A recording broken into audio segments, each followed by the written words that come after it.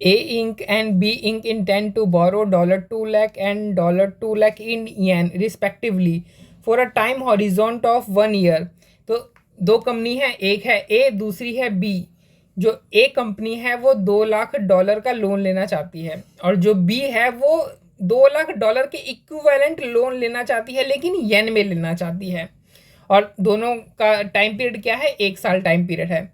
अब इन दोनों के इंटरेस्ट रेट आपको यहाँ पे बता रखा है, येन में बता रखा है और डॉलर में, दोनों में बता रखा है कि जैसे ए कंपनी है, अगर ए कंपनी अगर येन में लोन लेती है तो उसको 5% का इंटरेस्ट रेट पड़ेगा, लेकिन वही ए अगर डॉलर में लोन लेते हो तो उसको 9% का इंटरेस्ट पड़ता है। बी अगर येन में लेता है तो 8% का पड़ता है, और अगर बी डॉलर्स में लेता है तो उसको 10% का इंटरेस्ट रेट पड़ेगा। अच्छा, जो एक्सचेंज रेट बता रखा है ना, वो हमें बता रखा है $1 इक्वल टू 120 येन, यानी $1 में 120 येन आते हैं। They enter in a currency swap under which it is agreed that B Inc. will pay A Inc. at the rate 1% over the yen loan interest rate which the latter will have to pay as a result of the agreed currency swap, whereas A Inc. will reimburse interest to B Inc. only to the extent of 9%। अब यहाँ पे ये कह रहा है ना कि ये दोनों क्या, अब देखो जो ए लिमिटेड है, या ए इंक जो भी है, जो भी कंपनी का नाम है, ये लोन लेना चाहता है किस में, डॉलर्स में लेना चाहता है। और जो बी है वो किस में लोन लेना चाहता है, वो येन में, $2 लाख के इक्विवेलेंट में वो येन में लोन लेना चाहता है। लेकिन चूंकि ये लोग स्वैप अरेंजमेंट में एंटर हो रहे हैं, तो जो ए है वो किस में लोन लेगा, जो ए है वो येन में लोन लेगा, और जो बी है वो डॉलर्स में लोन लेगा। ठीक है, वैसे तो ए जो है वो डॉलर में लोन लेना चाहते हैं, लेकिन चूंकि स्वैप अरेंजमेंट में एंटर कर रहे हैं, इसलिए जो ए है वो डॉलर्स में लोन ना लेकर के येन में लोन लेगा। तो अगर रेट चल रही है $1 की 120 येन, तो अगर इसको $2 लाख का लोन लेना था, तो अब इसको कितने इक्विवेलेंट येन का लोन लेना पड़ेगा, तो इसको $2 लाख का लोन लेना था, तो यानी $2 लाख इंटू 120 येन, यानी 240 लाख येन का इसको क्या करना पड़ेगा, लोन लेना पड़ेगा। ए को 240 लाख येन का लोन लेना पड़ेगा, और बी को $2 लाख का लोन लेना पड़ेगा। तो देखो ये लेंडर है, यानी जो पैसे उधार पर देता है। तो ए ने इससे कितना लोन लिया, 240 येन लिया, और इसको रेट कितना पड़ा, तो ए अगर येन में लोन लेगा तो उसको रेट कितना पड़ेगा, 5%, यानी 5% के हिसाब से इसने लोन लिया। और जो बी है उसने डॉलर्स में लोन लिया $2 लाख का। ठीक है, वैसे ही बी को चाहिए था येन में, $2 लाख के इक्विवेलेंट जो भी येन में अमाउंट होती है उसमें चाहिए था, लेकिन ये लोग स्वैप अग्रीमेंट में एंटर हो रहे हैं, तो बी किस में लेगा लोन, डॉलर्स में ले लेगा। तो इसने $2 लाख का लोन ले लिया, और बी को कितना पड़ा, अब बी लेगा अगर डॉलर्स में तो उसको पड़ेगा 10%, तो इसने 10% के हिसाब से ले लिया।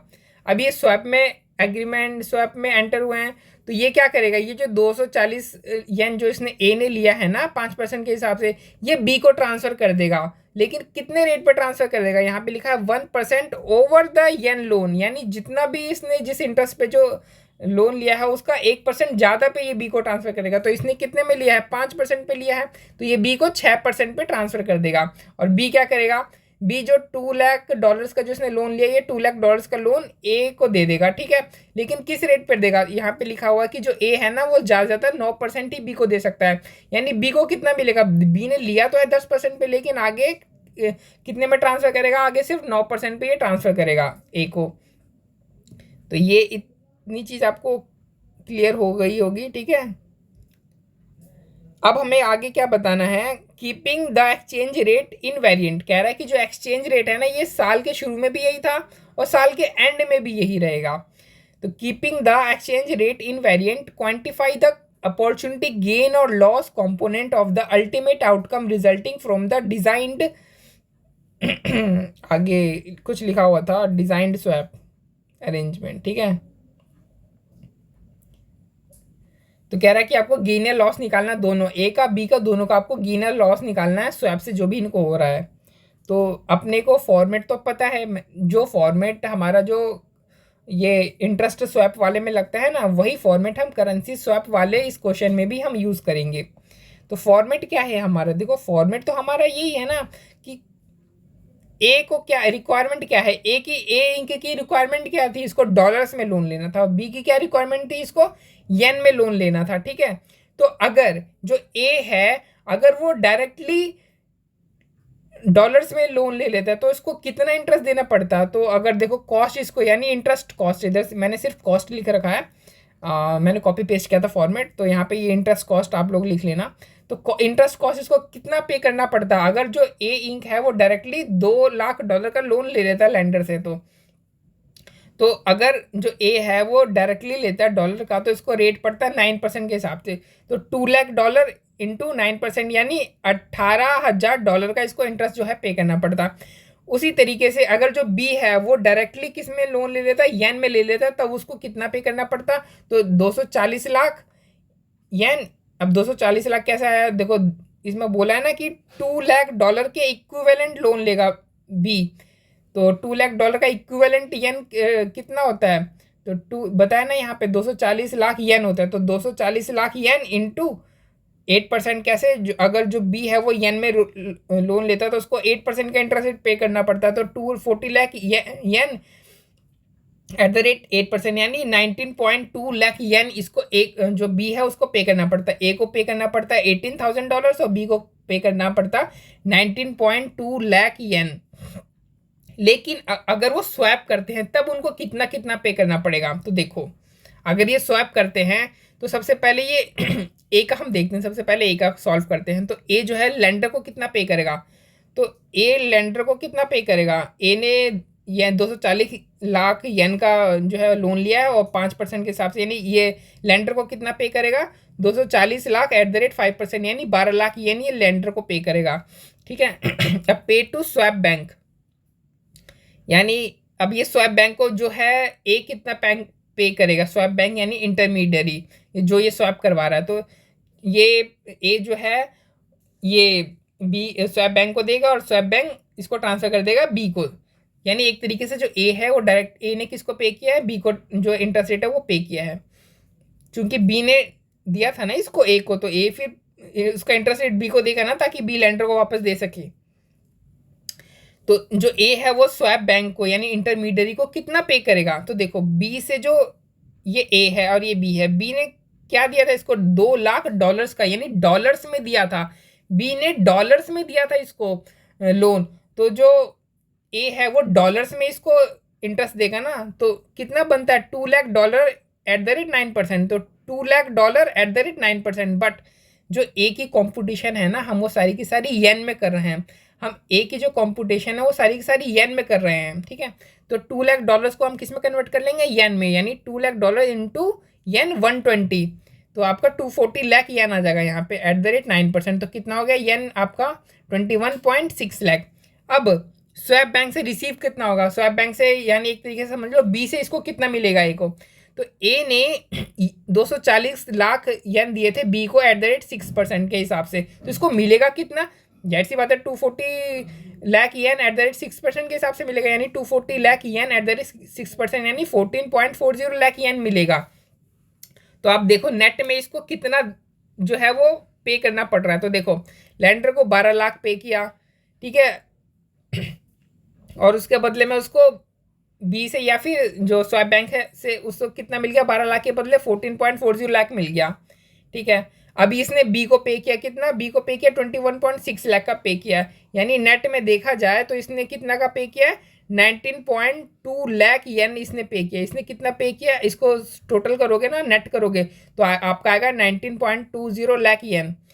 अब हमें तो इन दोनों को कंपेयर करना था ना कि अगर डायरेक्टली लोन लेता तो कितना इंटरेस्ट पे करता, स्वैप के थ्रू लेता तो कितना इंटरेस्ट पे करता। तो अगर ये डायरेक्टली लोन लेता तो ये डॉलर्स में इंटरेस्ट पे करता, तो अगर ये स्वैप के थ्रू इंटरेस्ट ले रहा है तो ये कितना पे कर रहा है, येन में पे कर रहा है, 19.20 लाख येन में पे कर रहा है। तो इसे हमें क्या करना पड़ेगा, डॉलर्स में कन्वर्ट करना पड़ेगा ताकि हम इसको कंपेयर कर पाएँ। तो मैंने क्या किया, इसको डॉलर्स में कन्वर्ट कर दिया, ठीक है, डिवाइड बाय 120 येन से, तो आ गया हमारा आंसर 16,000 येन।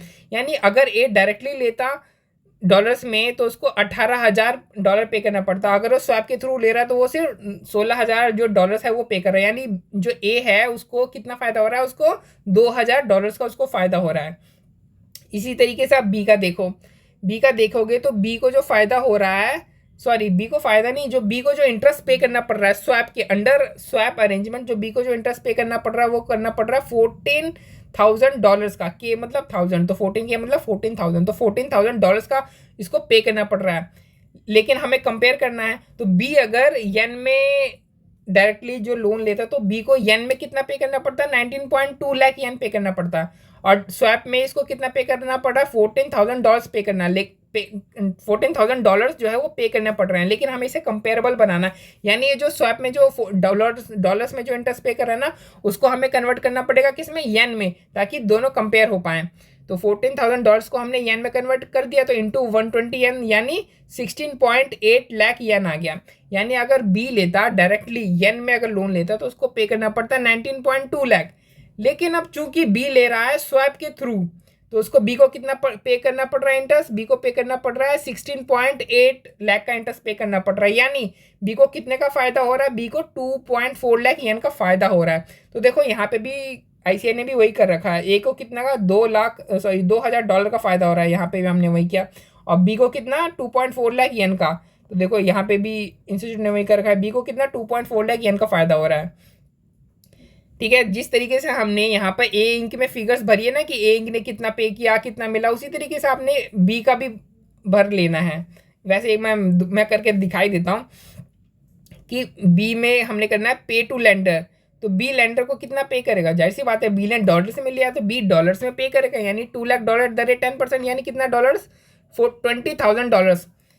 अब pay to swap bank, swap bank मतलब एक तरीके से आप ए ही मान लो, तो बी जो है वो ए को कितना पे करेगा, तो बी ने लोन ले रखा है, येन में लोन ले रखा है, यानी बी किस में पे करेगा, येन में पे करेगा, यानी 240 lakh yen at the rate 6%, 240 lakh yen at the rate 6%। ठीक है,